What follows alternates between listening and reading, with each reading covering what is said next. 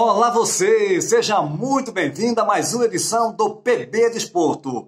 Neste vídeo, Antônio Manuel Góes e a violenta intromissão das torcidas no futebol, Jorge Moraes e a expectativa para o jogo decisivo entre Flamengo e Internacional no Campeonato Brasileiro. Aqui na Europa, os números impressionantes do fantástico Manchester City, do técnico Guardiola e mais a participação das equipes portuguesas na Liga Europa e na Champions League. Antes de mais nada, pedindo para você se inscrever no nosso canal, deixar o seu like e compartilhar os nossos vídeos em suas redes sociais. As equipes portuguesas em ação mais uma vez pela Liga Europa e também pela Champions League. Pela Liga Europa, o Benfica jogando em Roma, jogo da primeira mão da fase 16avos da competição, empatou em 1-1 com a equipe do Arsenal da Inglaterra. Já o Braga perdeu por 2-0 para a equipe da Roma, jogando em seu domínio. Na Champions League, o Futebol Clube do Porto teve uma bela vitória, 2-1, jogando no Dragão, jogando em casa,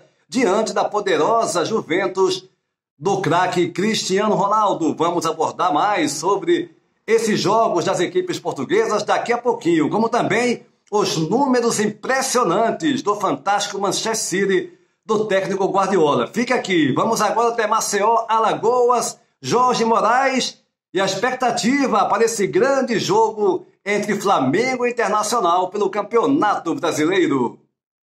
Olá, Júnior, forte abraço para você. Estamos aqui de volta no PB Desporto para falar da grande decisão deste domingo, que está todo mundo dizendo que é a decisão do Campeonato Brasileiro da Série A, da divisão especial aqui no nosso país. É um jogo entre Flamengo e Internacional.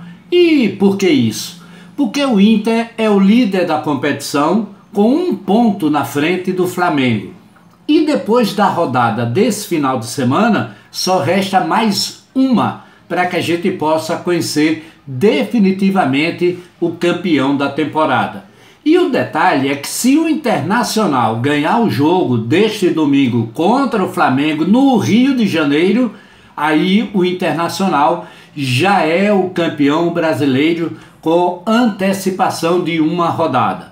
Se o jogo for empate ou se o Flamengo jogar e ganhar, a decisão vai ser na última rodada, com o Flamengo ganhando, levando uma certa vantagem para esta decisão. É por isso que o país todo só fala nessa decisão, só fala nesse jogo entre Flamengo e Internacional.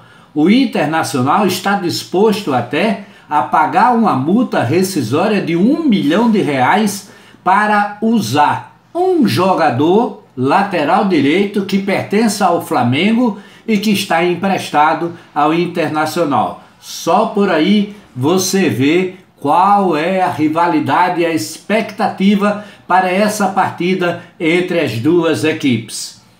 Eu acho que se o Flamengo ganhar o jogo, não perde o título na última rodada e será bicampeão brasileiro da divisão especial. Ao Internacional, que há muito tempo não conquista o título nacional, tem que vencer para garantir a conquista logo agora, porque se for empate, deixa a decisão em aberta e com o time do Flamengo com mais chances para conquistar essa que é mais uma competição nacional para o time rubro-negro carioca. Portanto, daí a expectativa deste domingo é para Flamengo e Internacional, o jogo mais importante da Série A do Campeonato Brasileiro. Um forte abraço para você e até qualquer momento dentro do PB Desporto. Jorge Moraes em Maceió, Alagoas. Um jogo, sem dúvida alguma, daqueles entre Flamengo e Internacional pelo Campeonato Brasileiro. Já o Flamengo ganhando leva a decisão para a última jornada, o Flamengo enfrentando o São Paulo, o Internacional, o Corinthians em casa. Mas se o Inter ganhar, termina, né? Termina o campeonato já na próxima rodada. Se tiver empate, aí teremos o jogo decidido na última jornada também. Aqui na Europa, falando ainda sobre o Benfica, que empatou em 1-1 contra a equipe do Arsenal, no jogo da primeira mão da Liga Europa. O gol do Benfica marcado pelo Pizzi e o gol da equipe do Arsenal pelo Saka. 1-1, e agora vão decidir a vaga, a próxima fase, na segunda mão dessa fase 16 avos. O Braga foi derrotado 2-0 para a equipe da Roma, jogando em casa, gols do Di Seco e do Borja. E pela Champions League, o Futebol Clube do Porto, grande vitória, a primeira vitória do Porto diante da Juventus da Itália na Champions League. 2-1, marcando o Taremi e o Manega para a equipe do Futebol Clube do Porto e descontando para a equipe da Juventus da Itália o Chiesa, né? A Juventus reclama de um pênalti no Cristiano Ronaldo no final do jogo. O Sanusi, né, chegou para dividir uma bola dentro da área, mas o juiz disse que não foi pênalti, enfim. Bela vitória do Porto, que tem a vantagem do empate no jogo de segunda mão, que vai decidir a vaga na próxima fase da competição. E o Manchester City, do técnico catalão Guardiola campeoníssimo, vários clubes que ele já dirigiu no mundo, está no Manchester City já há muito tempo, vem fazendo um belo trabalho, são 17 jogos invictos. O Manchester City, que há muito tempo já está entre os melhores times do mundo, mas agora está numa fase esplêndida. Desses 17 jogos invictos, 17 vitórias, melhor dizendo, 17 vitórias, 12 delas foram na Premier League. A última derrota da equipe do Manchester City, do Guardiola, foi em novembro do ano passado, já há muito tempo, 2-0 para o Tottenham, em Londres, quando a equipe do Guardiola jogou melhor, teve mais chance de jogo, mais posse de bola, mas foi derrotado. A equipe do Tottenham, que teve apenas 4 chances nessa partida e acabou vitoriosa. E é bom lembrar que em apenas 2 jogos contra o Arsenal e o Liverpool, a equipe do Guardiola teve menos posse de bola nesses 17 jogos invictos no campeonato inglês. Ele que é o líder da competição e se tiver mais 7 vitórias, vai ultrapassar o recorde de vitórias seguidas na Premier League, que pertence ao Jürgen Klopp com o Liverpool na temporada 19-20. Enfim, o Manchester City fazendo realmente um belo campeonato, com o Guardiola mais uma vez um belo trabalho. Vamos agora até o Rio de Janeiro, Antônio Manuel Góes e as torcidas organizadas com seus atos violentos, hein, Antônio Manuel Góes? Olá, Antônio Júnior e gente do PB Desporto. Não há notícia da Espanha, Inglaterra ou aí de Portugal sobre revolta de torcedores com depredação de sedes dos clubes ou ameaças e ataques, por exemplo, aos profissionais de Barcelona, Liverpool e Benfica por conta da frustração com suas atuais temporadas. Afora casos fortuitos e pontuais, como o de um grupo chamado Ultras de Marginais, depois condenado pela justiça portuguesa, após agressões a jogadores do Sporting e a seu treinador, nosso badalado Jorge Jesus, em 15 de maio de 2018. Não há registros recentes de outras ocorrências da espécie nos médios e grandes centros do futebol europeu. Hooligans da Inglaterra e similares de outros países banidos dos estádios e da vida associativa dos clubes, cujos líderes judicialmente condenados foram parar na prisão. Aqui no Brasil, seja qual for o estado de norte a sul, predomina a bandidagem das chamadas torcidas organizadas, cujo histórico de punições por parte do poder público fica distrito ao rol de conversa para boi dormir.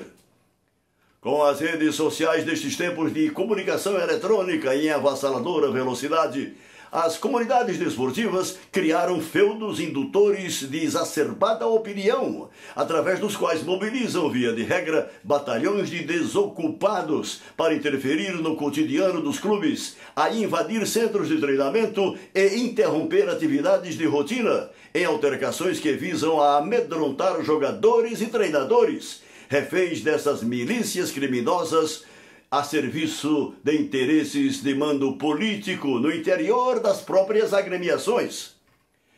Essa realidade promíscua perpassa o futebol brasileiro em grandes e médias cidades, onde camarilhas de indivíduos fora da lei, em nome de radicalizada paixão desportiva, atuam como um poder paralelo, pronto para o justiçamento dos que, submetidos ao imponderável rendimento técnico das 4 linhas, sejam derrotados pelos adversários e até rebaixados nos segmentos qualificatórios das competições, em cujo desenrolar a maior vítima é o treinador, de quem se exige resultado imediato, sem tempo hábil para implementar suas ideias de jogo.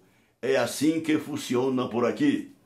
A lógica do ódio e da intolerância, lugar comum neste país de promiscuidade institucionalizada nos poderes da República, não seria diferente em torno das emoções do futebol, Antônio Júnior.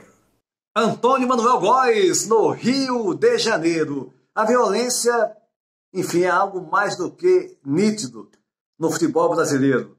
As chamadas torcidas organizadas, a gente tem que citar elas, são elas que promovem esses atos insanos, como foi recentemente com o São Paulo, quando se dirigia para mais um confronto no Campeonato Brasileiro e um grupo organizado jogou bombas, né? Fez uma emboscada contra a equipe e algo não foi pior porque houve intervenção da polícia, enfim, senão teríamos uma situação ainda mais complicada. Os ditos organizados, né, grupos organizados, vão até os aeroportos, como foi o caso do Corinthians, do Flamengo, pressionar, partir para a violência mesmo, vão até o CT, exigem reunião desses grupos, né, com o time, quando o time vai mal, fazer pressão. E pior que os dirigentes são culpados, porque eles permitem essa realidade. Os grupos organizados que promovem a violência vão lá ter uma reunião, né, entre aspas, com os jogadores. Fazer pressão, dizer que o time tem que jogar com raça, senão a situação vai se complicar. Não basta você apenas coibir determinados grupos organizados de entrarem nos estádios. Tem que haver uma punição severa, como houve aqui na Europa. O Campeonato Português em sua 20ª rodada, com o Sporting cada vez mais líder. 20ª rodada, o Sporting vai jogar em casa contra o Portimonense. Nessa rodada ele tem 51 pontos, 10 a mais que o Futebol Clube do Porto com 41, que vai jogar contra o Marítimo na Ilha da Madeira. O terceiro colocado, o Braga, que tem 40 pontos ganhos, vai jogar em casa contra o Tondela. O Benfica vai até Faro jogar contra o Farense, tem 38 pontos ganhos, 13 a diferença para o líder Sporting, 13 pontos a menos. E o Passos Ferreira faz belo campeonato, tem 35 pontos na competição, vai jogar contra o sexto colocado, Vitória de Guimarães, em seu domínio. Ou seja, o Sporting está abrindo a vantagem e se manter essa diferença aí, o jogo que está jogando, atuando bem e os times fracassando, a tendência realmente do Sporting está caminhando para uma conquista que não ocorre já há muito tempo. O PB Desporto vai ficando por aqui, pedindo para você se inscrever no nosso canal, deixar o seu like e compartilhar os nossos vídeos em suas redes sociais. Vá também no PB Desporto no Instagram, @PB Desporto, sempre com informações do futebol aqui em Portugal, no Brasil e pelo mundo. A todos um abraço e até a próxima!